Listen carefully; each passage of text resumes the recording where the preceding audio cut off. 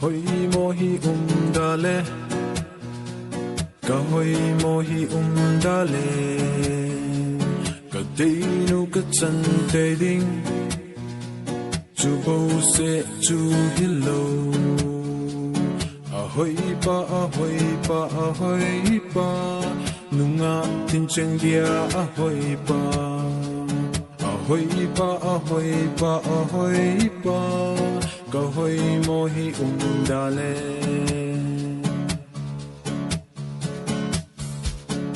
Lang pa maya ka kivet ziting le. Kahoy mo na ka ki mudot si. Idinga ibang loma hoy mo kahi. Kahoy mohi dale. Kahoy mohi dale.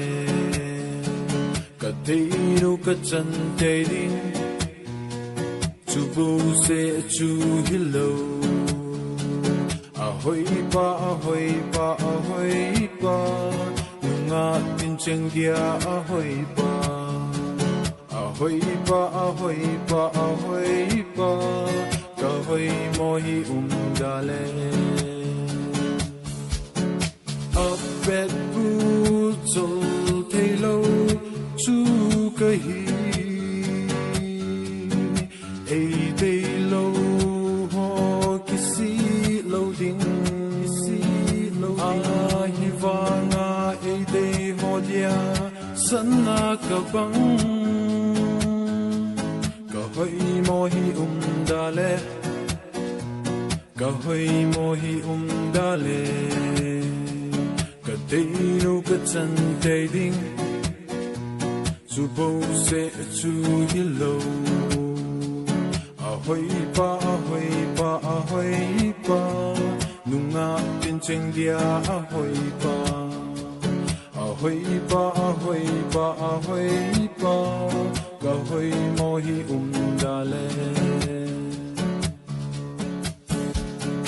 Kul hang mel hoy sum soi na zui sangin.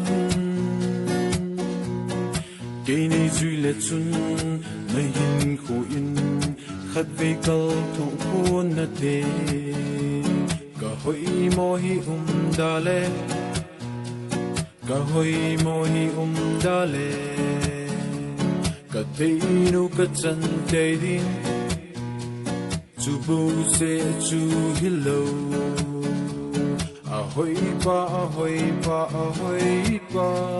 nunga tin cheng dia ahoy pa. Ahoy pa, kahoy mohi dale.